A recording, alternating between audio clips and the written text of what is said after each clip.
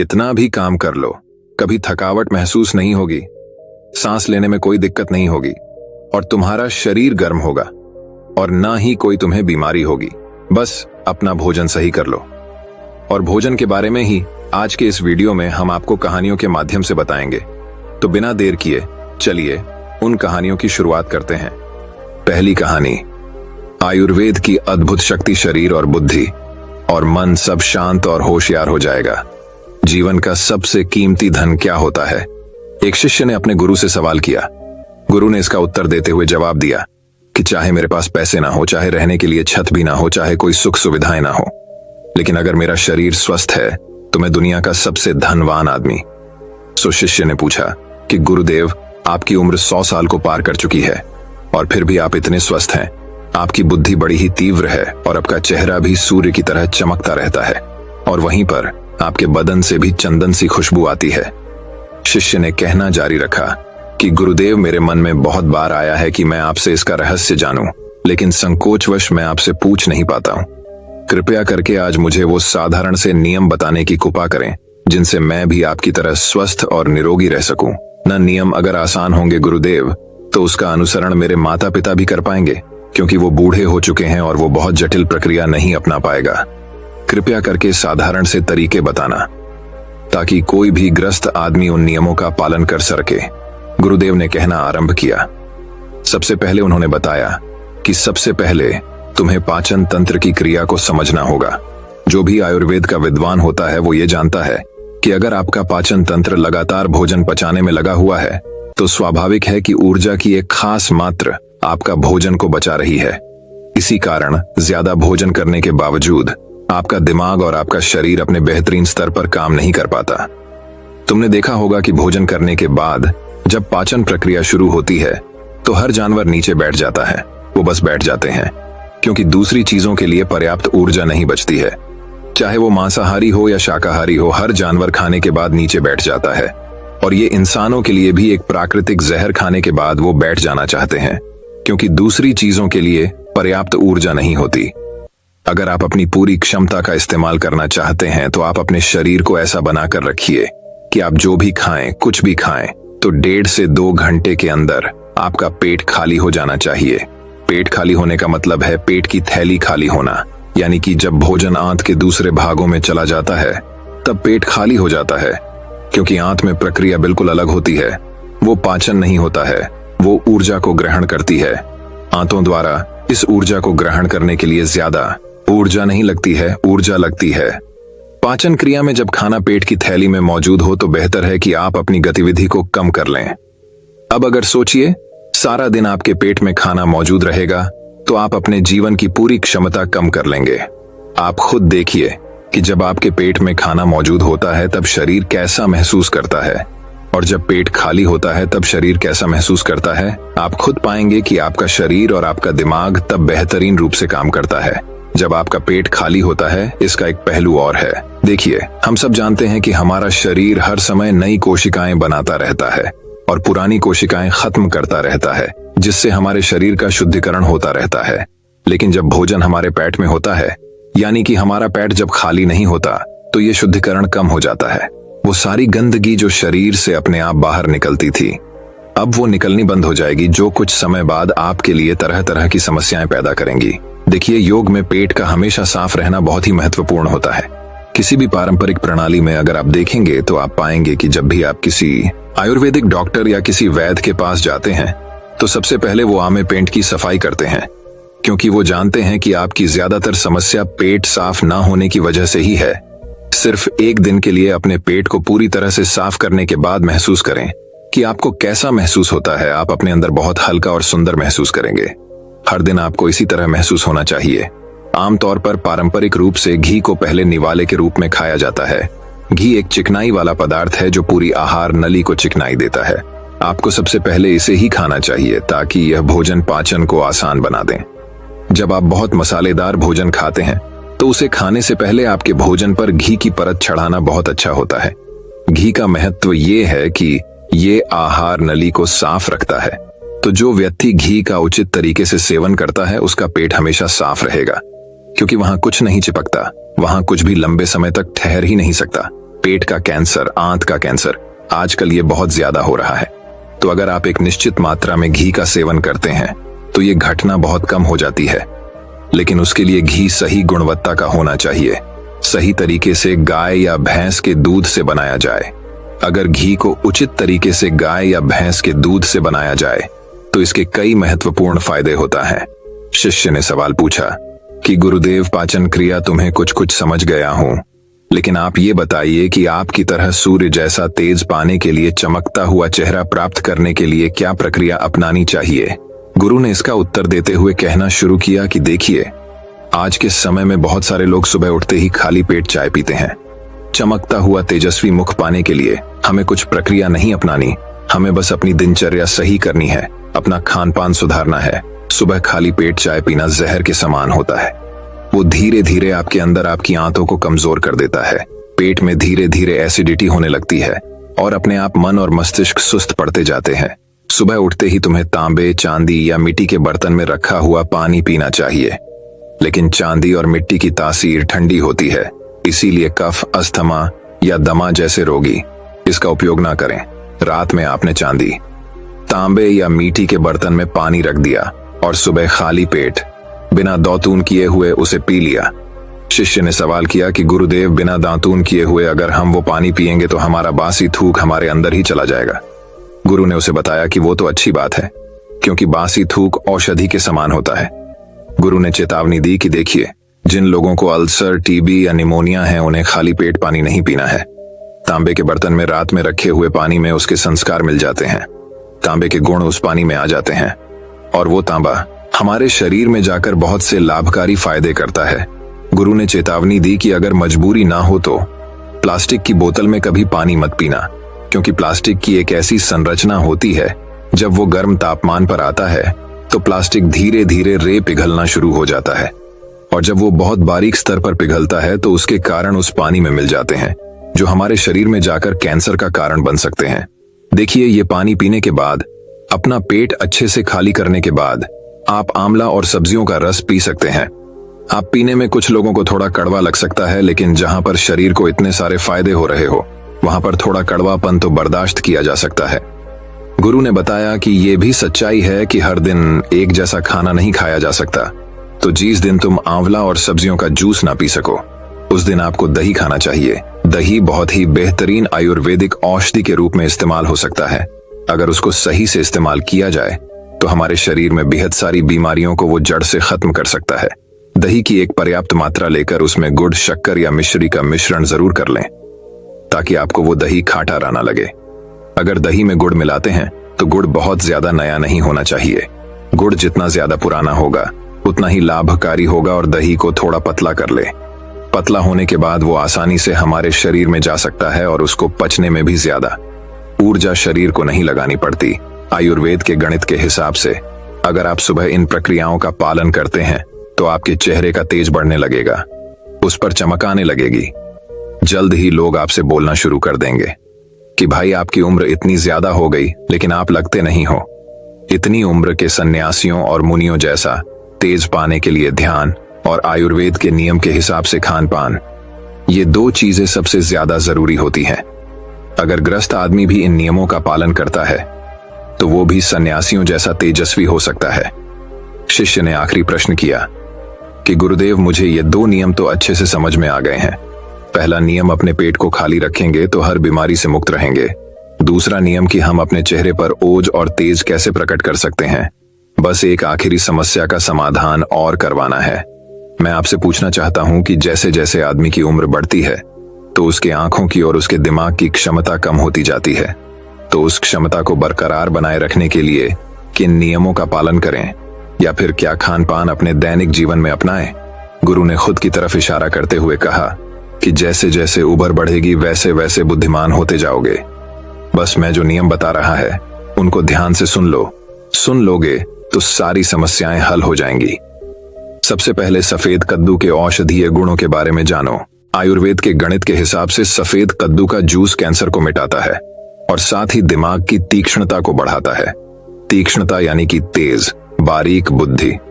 लेकिन यह समझ लेना कि सफेद कीड़ा का जूस ठंडा होता है, इसीलिए अस्थमा और जिनको सर्दी जल्दी पकड़ लेती हो, ऐसे लोगों को सफेद कद्दू के जूस का सेवन नहीं करना है। दिमाग और आंखों को तेज करने के लिए जो अगला नुस्खा मैं बता रहा हूं, वह हर कोई कर सकता है, बल्कि हर किसी को करना चाहिए। 5 देसी बादाम की गिरी, जो छोटी वाली होती है, क्योंकि वही देसी होती है। बड़ी वाली में इतने गुण नहीं होते हैं, इतना छोटी वाली गिरी में होते हैं। 5 छोटी बादाम गिरी और 1 अखरोट रात को पानी में भिगो दो। सुबह उनके छिलके उतारो और उन्हें किसी पत्थर के खरल में, याद रखना पत्थर का खरल, किसी ऐसे वैसे बर्तन में नहीं, क्योंकि इससे उसकी गुणवत्ता खत्म हो जाती है। उस पत्थर में ये डालने के बाद उसे मथना शुरू करो। धीरे धीरे जब आप उसे पिसेंगे तो वो बारीक होने लगेगा और उसके बाद उसमें दूध डालना शुरू करो। ऊपर से दूध गाय का होना चाहिए, वो सबसे ज्यादा बेहतरीन रहेगा। दिमाग के लिए इस्तेमाल करने को भैंस या बकरी का भी कर सकते हैं, लेकिन गाय का दूध सबसे ज्यादा महत्वपूर्ण हो जाता है। जब दिमागी समस्याओं के बारे में बात आती है तो अब उस बादाम और अखरोट को दूध के साथ पीसना शुरू करो।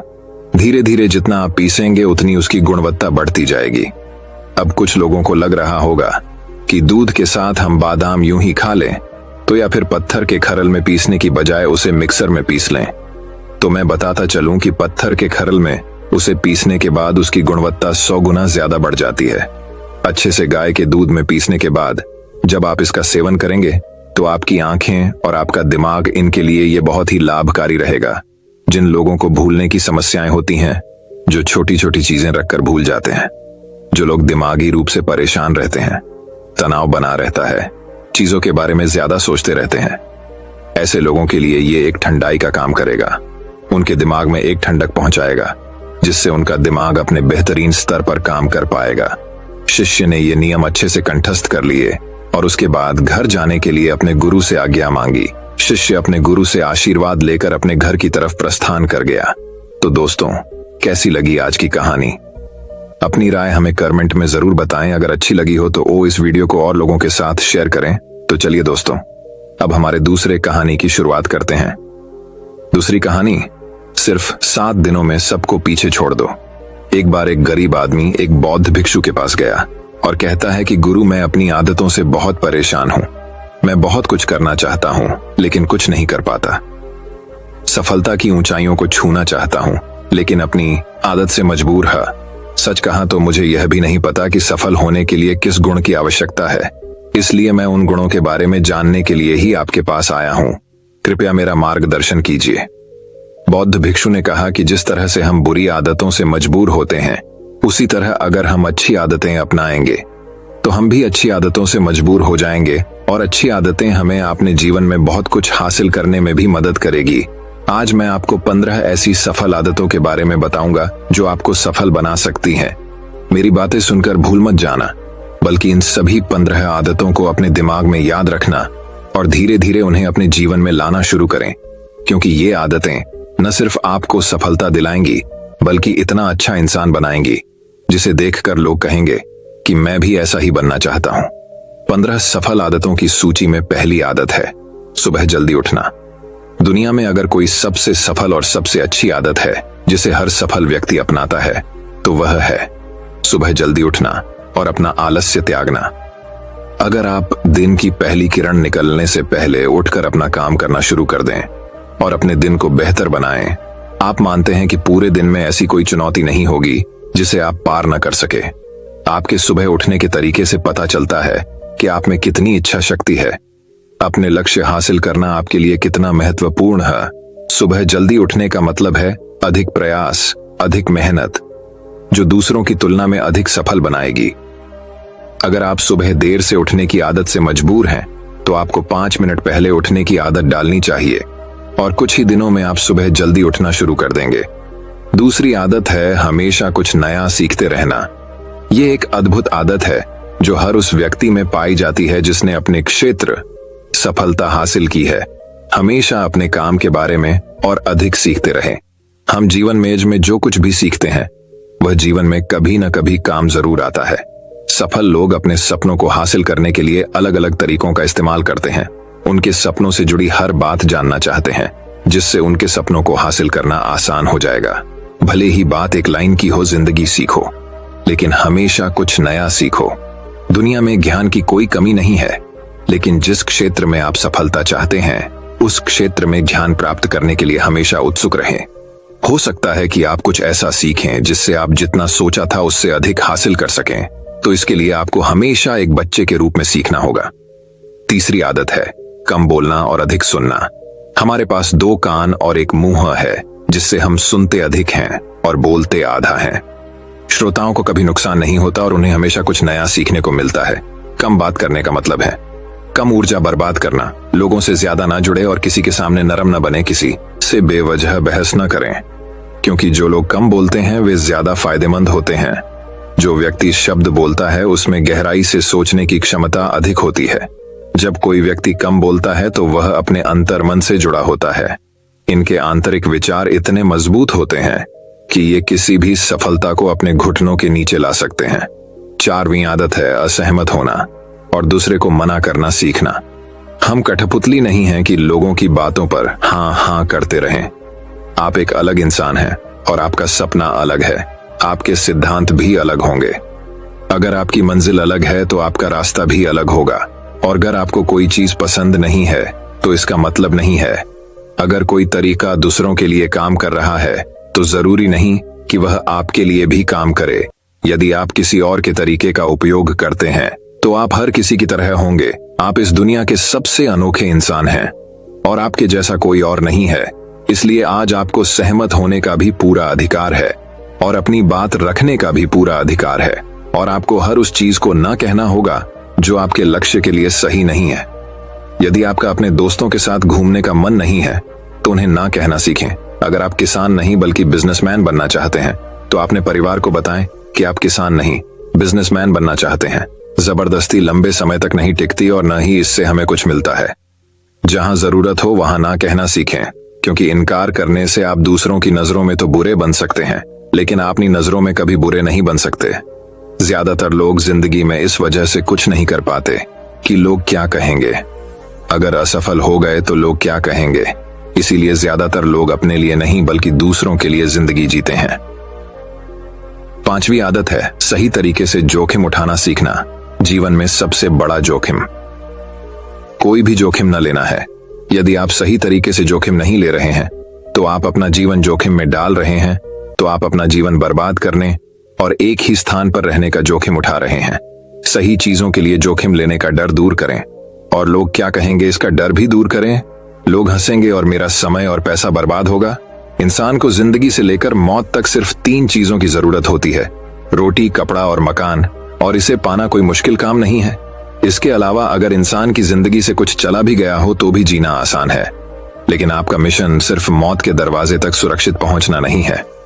एक योद्धा की तरह हर चुनौती को धूल चटाना, जोखिम उठाना, विजेता का ताज पहनना, मौत के दरवाजे तक पहुंचना है। सही चीजों के लिए जोखिम उठाना चाहिए, इसलिए जोखिम लेना सीखें। जोखिम लेने पर आपको कभी पछतावा नहीं होगा, लेकिन यदि आप सही जोखिम नहीं लेते हैं तो आपको अपनी कल्पना से भी अधिक पछताना पड़ेगा। 6वीं आदत है जिसके साथ आप अगले 60 साल बिताएंगे। 60 में से 30 सफल आदतें उस व्यक्ति को समझने की कोशिश करना है जिसके साथ आप अगले 60 साल बिताएंगे, और वह व्यक्ति आप हैं। आप खुद को कितना समय देते हैं और अपनी पिछली गलतियों से कितना सीखते हैं। आप अपने वर्तमान को बेहतर बनाने के लिए क्या करते हैं और भविष्य के बारे में क्या सोचते हैं। क्या आप हर दिन 10 मिनट बैठते हैं और सोचते हैं कि आपके जीवन में क्या चल रहा है, मैं कहां से आया हूं और अभी कहां हूं और आगे कहां जा रहा हूं। आपके जीवन की सबसे बड़ी जरूरत और सबसे बड़ी चुनौती क्या है। आपको आपसे बेहतर कोई नहीं जानता। अगर कोई आपको समझ सकता है तो आपके अंदर क्या भावनाएं चल रही हैं, ये सिर्फ आप ही समझ सकते हैं। हर दिन अपने आप को 10 मिनट दें और इस 10 मिनट में कोई भी नहीं होना चाहिए, कोई किताब नहीं, कोई काम नहीं, बस आप और आपके विचार। इस समय आप खुद से बात करें और खुद को जानने की कोशिश करें। 8वीं आदत है निर्णय लेना सीखें और तुरंत काम पर लग जाएं। ऐसे कितने काम हैं जिन्हें आप आज तक टालते आ रहे हैं। ऐसी कितनी चीजें हैं जिनके लिए आपको निर्णय लेने की आवश्यकता है लेकिन आप निर्णय नहीं लेना चाहते हैं। उस काम को टालते रहें, क्योंकि ज्यादातर लोग निर्णय नहीं ले पाते। क्या वे यह काम करना चाहते हैं या वे उस रिश्ते में रहना चाहते हैं या नहीं। बिजनेस करना है या नौकरी, लोग इस बारे में नहीं सोचते। निर्णय लेना सीखें। निर्णय न लेने से बेहतर है निर्णय लेना। निर्णय लें और उसे सही करने का प्रयास करें। और एक बार जब आप तय कर लें तो काम पर लग जाएं। दुनिया के सभी सफल लोगों के पास निर्णय लेने और अपना काम करने के लिए बहुत कम समय होता है। अगर आपने दिन के 8 बजे कोई काम तय या प्लान कर लिया है तो 8:01 बजे आपका काम प्लानिंग के मुताबिक दिखना चाहिए। 8वीं आदत जो आपके जीवन को बदल सकती है वह है अपने समय का बुद्धिमानी से उपयोग करना सीखना होगा। समय ही एक ऐसी चीज है जिसकी कमी होती रहती है। समान गति से गति धीमी नहीं होती। समय एक ऐसी चीज है, चाहे कुछ भी हो जाए, समय एक ऐसी चीज है जिसके साथ आप केवल दौड़ सकते हैं। ना तो आप समय से पीछे रह सकते हैं और ना ही समय से आगे जा सकते हैं। आज आपके जीवन में जो कुछ भी चल रहा है उसका आपको सामना करना होगा, इसलिए समय के साथ चलना सीखें और आज जो आपके लिए महत्वपूर्ण है उसे करते हुए आगे बढ़। क्योंकि अगर आप समय की दौड़ में पीछे रह गए तो चाहे आप कितना भी दौड़ लें, आप कभी भी पहले जैसे नहीं रह पाएंगे। जो सो रहा है वह जरूर कुछ न कुछ खो रहा होगा और जो जाग रहा है वह पा रहा है। हमारे समय की उल्टी गिनती हमारे जन्म लेते ही शुरू हो जाती है, इसलिए अपना समय बर्बाद न करें बल्कि इसे अपने लक्ष्य के लिए उपयोग करें और खुद को जानें। 20वीं आदत है अनावश्यक झंझटों को नजरअंदाज करना सीखना। हमारे पास सीमित मात्रा में समय और निश्चित मात्रा में ऊर्जा है। यदि हम इसे तुच्छ चीजों और निरर्थक चीजों पर खर्च करते रहेंगे और हमारी ऊर्जा वितरित हो जाएगी और हम इसे कभी भी अपने लक्ष्य की ओर एकत्रित नहीं कर पाएंगे और लक्ष्य चूक जाते हैं। ज्यादातर लोगों की गलती यह होती है कि वे हर चीज और हर किसी में खुद को शामिल करने की कोशिश करते हैं, जिसके कारण उनकी ऊर्जा विभाजित हो जाती है और वे कुछ भी महत्वपूर्ण कार्य नहीं कर पाते हैं। इसलिए जो काम जरूरी ना हो और दूसरे लोग कर सकते हो उसे दूसरे को सौंप दें और अपनी सारी ऊर्जा और अपना सारा समय अपने महत्वपूर्ण कार्यों में लगा दें। 10वीं आदत है अपने जीवन से नकारात्मक लोगों को दूर करना और सकारात्मक लोगों के साथ रहना। एक नकारात्मक व्यक्ति हमारी ऊर्जा को सोख लेता है और हमारी सोच को नकारात्मक बना देता है, इसलिए ऐसे लोगों से दूर रहने की कोशिश करें। मूलतः कोई भी व्यक्ति अपने आसपास औसतन 5 लोगों का होता है, यानी हमारे आसपास के वो 5 लोग जिनके साथ हम सबसे ज्यादा समय बिताते हैं। कहीं ना कहीं हम भी उनके जैसे बन जाते हैं और उनकी आदतों को अपनाने लगते हैं। संगति प्रभाव डालती है और अगर आपके आसपास के लोगों को हर चीज में कमी नजर आ रही है तो उन्हें तुरंत छोड़ दें, क्योंकि ये वो लोग हैं जिन्हें गर्मियों में ठंड और सर्दियों में बारिश पसंद होती है। ऐसे लोग न तो कहीं खुश रह पाते हैं और न ही दूसरों को खुश रहने देते हैं। दुनिया में हर किसी को स्वतंत्र होने का अधिकार है। आपको सकारात्मक सोच के साथ जीवन जीने का पूरा अधिकार है। आपको खुद से भी नकारात्मक बातें नहीं करनी चाहिए, जैसे कि मैं बस बदकिस्मत हूं या यह मेरे साथ ही हो जाता है। दुनिया के सभी सफल लोगों ने अपने अंदर एक सफल व्यक्ति को देखा है और हमेशा नकारात्मक लोगों की बातों को नजरअंदाज किया। कभी भी मूर्ख नकारात्मक लोगों से ना जुड़े, क्योंकि उन्हें कुछ नहीं होगा और आपको कुछ नहीं मिलेगा। 11वीं आदत यह है कि जब भी कोई अच्छा विचार मन में आए तो उसे कागज पर लिख लें। हमारा दिमाग हर दिन कुछ नए और अच्छे विचार लाता रहता है। यदि हम उन्हें नहीं लिखेंगे तो हम उन्हें हमेशा के लिए भूल जाएंगे। साथ ही अगर आपके पास कोई प्लान है तो उसे अच्छे से लिखें। ऐसा करने से योजना हमारे दिमाग में बैठ जाती है। उन सभी चीजों के बारे में भी लिखें जिन्हें आप पाना चाहते हैं। उन आदतों के बारे में भी लिखें जिन्हें आप छोड़ना चाहते हैं। विचारों को लिखने से हमारे दिमाग से उन्हें याद रखने का बोझ कम हो जाता है और फिर हमारा दिमाग अपने नए विचारों के बारे में सोचने के लिए स्वतंत्र हो जाता है। 12वीं आदत है स्वस्थ रहना। अधिक स्वस्थ जीवन शैली अपनाएं, कम खाएं और अधिक पचाएं। रोज सुबह प्राणायाम, व्यायाम और ध्यान न सिर्फ आपको स्वस्थ बनाएंगे बल्कि खूबसूरत भी बनाएंगे और अपना आत्मविश्वास बढ़ाएं। स्वस्थ मन और स्वस्थ शरीर से आप अपने जीवन में अधिक प्रगति कर पाएंगे और अपनी मंजिल तक पहुंचे। पहली खुशी स्वस्थ शरीर है और यह बात मुझे तब पता चली जब हम गंभीर रूप से बीमार थे। 13वीं आदत है हमेशा खुश रहना और मुस्कुराते रहना। कोई भी रोने वाले व्यक्ति से दोस्ती नहीं करना चाहता या उसके साथ समय बिताना नहीं चाहता, क्योंकि हर किसी के जीवन में दुख और दर्द है और कोई भी अपना दुख और दर्द क्यों बढ़ाएगा। इसलिए आप मुस्कुराते रहिए और अगर आप मुस्कुराते रहेंगे तो दूसरे लोगों को आप में उम्मीद की किरण दिखेगी। हो सकता है आपकी मुस्कुराहट किसी और को उसका दर्द भुला दे। मुस्कुराने का मतलब ये नहीं है कि आपको हर समय हंसते रहना चाहिए। मुस्कुराने का मतलब है कि आपको खुश रहना चाहिए। सकारात्मक रहें और सोचें कि आप बेहद भाग्यशाली हैं। आपके जीवन में कोई कमी नहीं है, और अगर कोई कमी है तो आप उसे अभी भर सकते हैं। चौथी आदत है हमेशा अपनी कमाई से कम खर्च करना। भविष्य की परेशानियों के लिए और कुछ न बचाएं। ज्यादातर लोग दिखावे के नाम पर अपनी कमाई से ज्यादा खर्च कर देते हैं और फिर गरीबी से भरी जिंदगी कष्ट में गुजारें। इसलिए अपनी आय को सही तरीके से बढ़ाने का प्रयास करें। अपनी कमाई से कम खर्च करें और भविष्य के लिए कुछ पैसे बचाकर रखें। 15वीं आदत है एक अच्छा और जिम्मेदार इंसान बनना। ऐसी कई चीजें हैं जो आप दूसरों की मदद के लिए कर सकते हैं। दूसरों के कष्टों को कम करने का प्रयास करें और गरीबों को खाना खिलाएं। लोगों के चेहरों पर मुस्कान लाने की कोशिश करें। सफल व्यक्ति वास्तव में तभी सफल कहलाता है जब वह अपने साथ साथ देश और समाज का भी भला करता है। इसलिए लोगों की मदद करें और अच्छे काम करें और समाज में एक अच्छा उदाहरण स्थापित करने का प्रयास करें। बौद्ध भिक्षु ने बताया कि ये हैं वो 15वीं आदतें जिन्हें अपनाकर आप एक सफल जीवन जी सकते हैं और दूसरों के लिए एक उदाहरण बने। गरीब आदमी को अपने सवालों का जवाब मिल गया तो उसने बौद्ध भिक्षु को धन्यवाद दिया और वह चला गया। तो चलिए दोस्तों, अब हमारे तीसरी कहानी की शुरुआत करते हैं। तीसरी कहानी दोस्तों, बहुत समय पहले की बात है। एक गांव में एक चोर रहता था। वह बड़ा ही चतुर था। एक दिन उस चोर ने सोचा कि जब तक वह राजधानी में नहीं जाएगा और अपना कर्तव्य नहीं दिखाएगा, तब तक चोरों के बीच उसकी धाक नहीं जमेगी।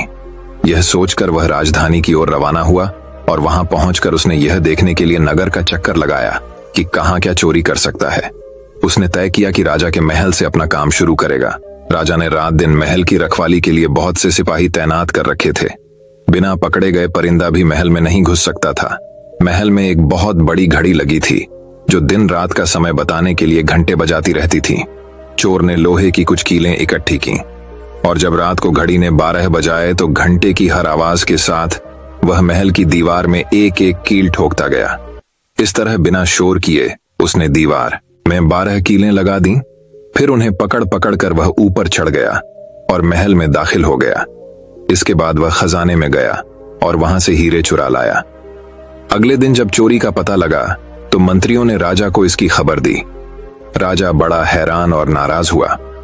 उसने मंत्रियों को आज्ञा दी कि शहर की सड़कों पर गश्त करने के लिए सिपाहियों की संख्या दोगुनी कर दी जाए और अगर रात के समय किसी को भी घूमते हुए पाया जाए तो उसे चोर समझकर गिरफ्तार कर लिया जाए। जिस समय दरबार में यह ऐलान हो रहा था, एक नागरिक के भेष में चोर मौजूद था। उसे सारी योजना की एक एक बात का पता चल गया। उसे फौरन यह भी मालूम हो गया कि कौन से 26 सिपाही शहर में गश्त के लिए चुने गए हैं। वह सफाई से घर गया और साधु का बाना धारण करके उन 26 सिपाहियों की बीवियों से जाकर मिला। उनमें से हर एक इस बात के लिए उत्सुक थी कि उसके पति ही चोर को पकड़े और राजा से इनाम ले। एक एक करके चोर उन सबके पास गया और उनके हाथ देख देख कर बताया कि वह रात उसके लिए बड़ी शुभ है। उसके पति की पोशाक में चोर उसके घर आएंगे। लेकिन देखो, चोर को अपने घर के अंदर मत आने देना, नहीं तो वह तुम्हें दबा लेगा। घर के सारे दरवाजे बंद कर लेना और भले ही वह पति की आवाज में बोलता सुनाई दे, उसके ऊपर जलता कोयला फेंकना। इसका नतीजा यह होगा कि चोर पकड़ में आ जाएगा।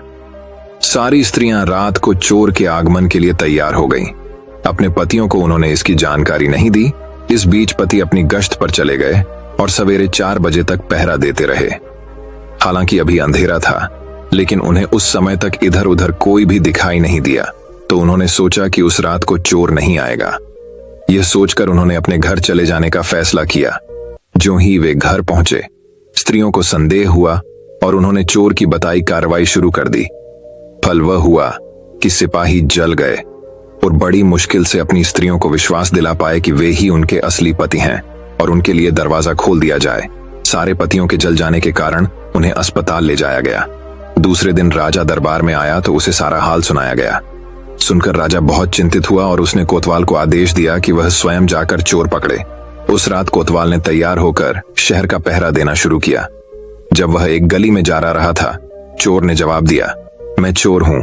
कोतवाल समझा कि लड़की उसके साथ मजाक कर रही है। उसने कहा, मजाक छाड़ो और अगर तुम चोर हो तो मेरे साथ आओ, मैं तुम्हें काट में डाल दूंगा।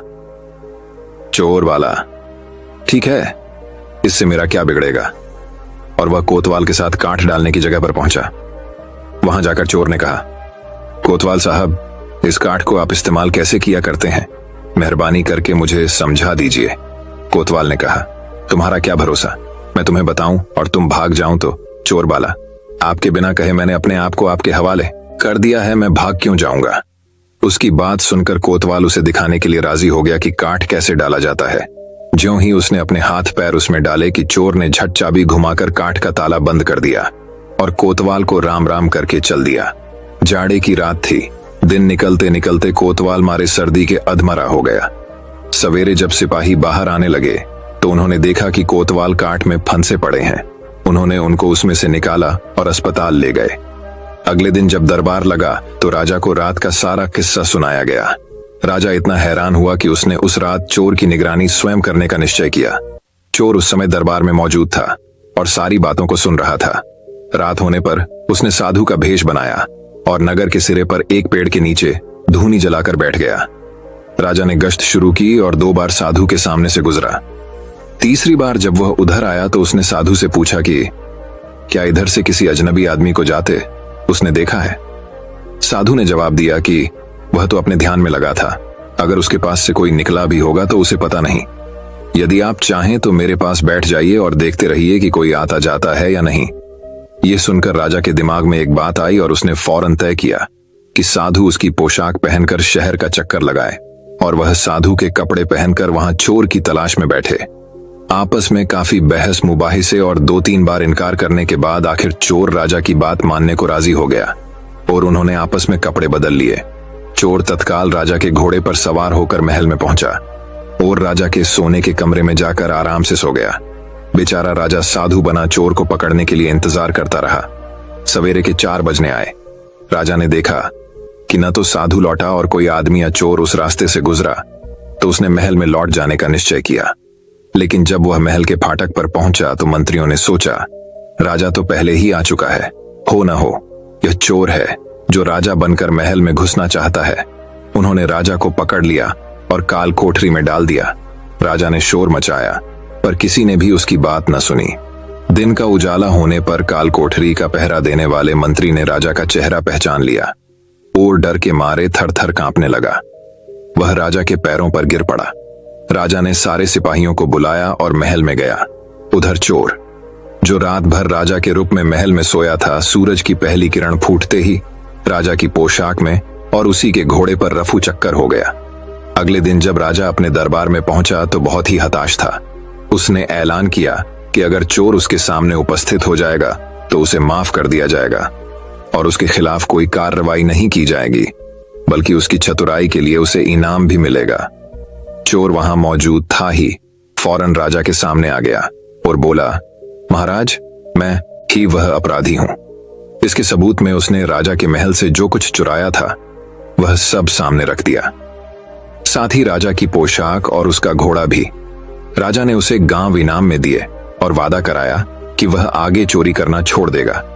इसके बाद से चोर खूब आनंद से रहने लगा। इस कहानी से हमें यह सीख मिलती है कि व्यक्ति की बुद्धि उसे हर एक नाकामयाब चीज को भी कामयाब बनाकर दे सकती है, लेकिन बुद्धि का इस्तेमाल अगर इंसान के भलाई के लिए और खुद को बदलने के लिए किया जाए तो उस इंसान का जीवन खुशियों से भर सकता है। दोस्तों, मैं उम्मीद करता हूं कि यह कहानी सुनने से आपके जीवन में अच्छे बदलाव आए होंगे। आपको इस वीडियो से क्या सीखने मिला ये कमेंट करके जरूर बताइए और अपने परिवार, दोस्तों या आपके करीबी इंसान के साथ ये कहानी शेयर करके उन्हें भी इस ज्ञान से परिचित करवाए। बाकी अगर आपको ये वीडियो दिल से अच्छी लगी हो तभी इस वीडियो को लाइक कर देना और आपने अब तक इस चैनल को सब्सक्राइब न किया हो तो चैनल को सब्सक्राइब भी जरूर कर देना। आपका हर दिन शुभ हो और खुशियों से आपका जीवन भरा रहे। धन्यवाद।